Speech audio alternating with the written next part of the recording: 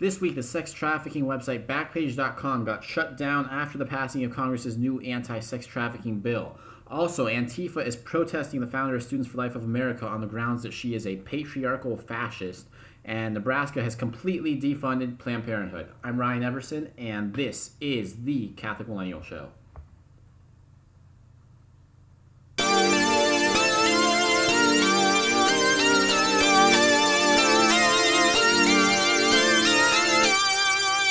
So, Nebraska finalized the new state budget this week, which removes all of Planned Parenthood's taxpayer funding. It's unfortunate this wasn't done at the federal level in D.C. a few weeks ago, but this is still a substantial win. And it also reminds us that local politics really do matter. Any state can pass the same legislation that Nebraska did. Any state can defund Planned Parenthood if they have the votes to do it. And that's one of the reasons why it's always important to vote in your local elections rather than just voting for the politicians that we send to D.C. So anyways, big win there for Nebraska. Way to go. Hopefully more states to follow soon. Also in the pro-life arena, Missouri is looking to pass a bill that would ban all abortions after 20 weeks gestation age when the fetus can feel pain. The state Congress should be voting on this action soon, and Missouri would become the 19th state to ban abortion at 20 weeks or earlier. In other news, the founder and president of Students for Life of America, Kristen Hawkins, will be speaking at UCLA this week, and an organization called Refuse Fascism Los Angeles is protesting her speech on the grounds that she is a sexist, patriarchal fascist for being pro-life. I swear I'm not joking. My imagination is not good enough to make this stuff up. So here's the event description, word for word, from the Facebook event that Refuse Fascism LA has created for it.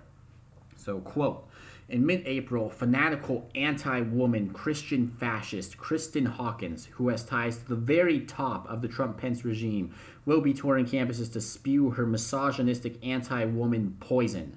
The anti-choice agenda being pushed by the Trump-Pence and their fascist movement is nothing less than preparing for the ground for a real-life Handmaid's Tale with women completely enslaved and subordinated to a patriarchal order. No, we refuse to accept this. Refuse Fascism will join all who despise this fascist agenda and unite with everyone who recognizes the grave threat to all women and to everyone that this fascist movement represents. In the name of humanity, we refuse to accept a fascist America. Drive the fascists off campus and out of the White House. Close quote. Okay, so a few things here. First, it's rather inconvenient for their identity politics nonsense that Kristen Hawkins is a woman, right? And not only is Kristen Hawkins a woman, so is Lila Rose, and so is Obianuju Akocha. The most impactful and most popular leaders in the pro-life movement are all women.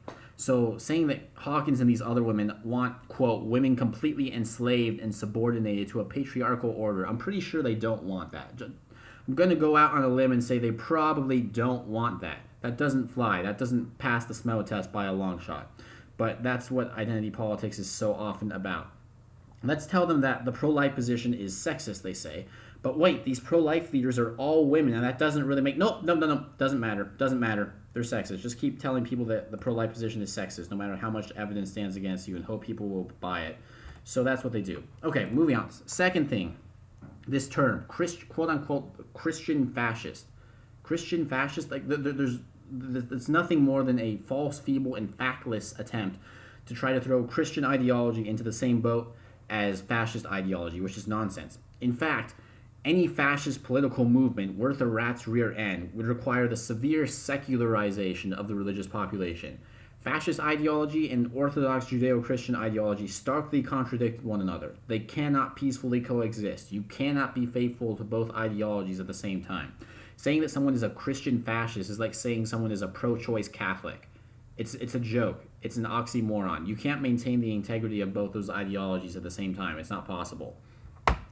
Also, as far as fascism goes, I'm not endorsing, to be clear, I'm not endorsing irresponsible gambling on this show.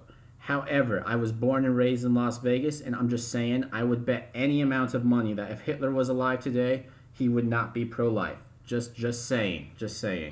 As for the ties to the Trump-Pence regime, as they say, look, Kristen Hawkins met with Pence for the March for Life because abortion is her key issue that she focuses on as the founder and president of Students for Life of America. If I could meet with Trump and Pence and to talk about how we can pass more pro-life legislation, I totally would. That doesn't mean I support everything else they do on other issues, because I don't. So yes, she's friends with Pence because he's a pro-life politician and she's pro-life, obviously.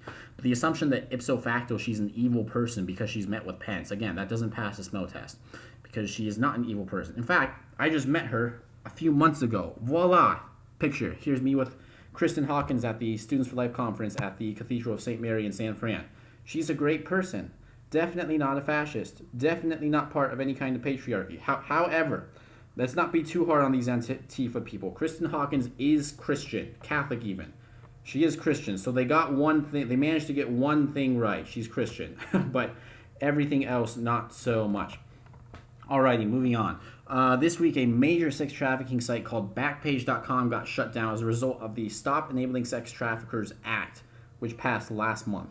This act holds websites responsible for the illegal activity of their users, and according to Forbes, Backpage was the main target of this law. So there's still a lot of work to be done here, but this is a big step forward. We should be very glad Congress passed this. The bill passed, by the way, by a vote of 97-2, which is why it was so ridiculous. When I was doing research for this, I saw that The Verge headlined their article on this bill saying, quote, "Senate passes controversial anti-sex trafficking bill," close quote.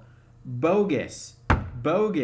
It passed 97-2. How often do you hear? How often is there a bill of this magnitude that's 97% of our senators agree on? Never. Almost never. This is as uncontroversial as legislation could possibly get, and yet they call it controversial because they're trying to clickbait you. And I hate to use. I'm not super fond of the term fake news, but that's fake news. That's a garbage headline.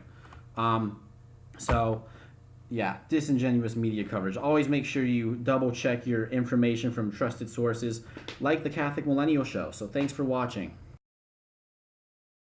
If you enjoy the Catholic Millennial and would like to help support us in our mission, you can do that by supporting us on Patreon as a patron. What is our mission, you ask? Well, in the words of Mr. Patrick Starr, here you go. Secularism. And push it somewhere else. So yeah, help us defend the faith in the modern world, or push secularism somewhere else. Same thing. And you can do that joining us on Patreon for as little as just $1 a month, and we'll send you cool Catholic Millennial swag, including our new Catholic Millennial wordmark sticker. Pretty cool. Also, our new Catholic Millennial St. Michael logo sticker. We're getting a new shipment of both of these this week that we'll be sending out to people. So join us on Patreon if you are able. Thanks again for watching, and God bless. Have a great week.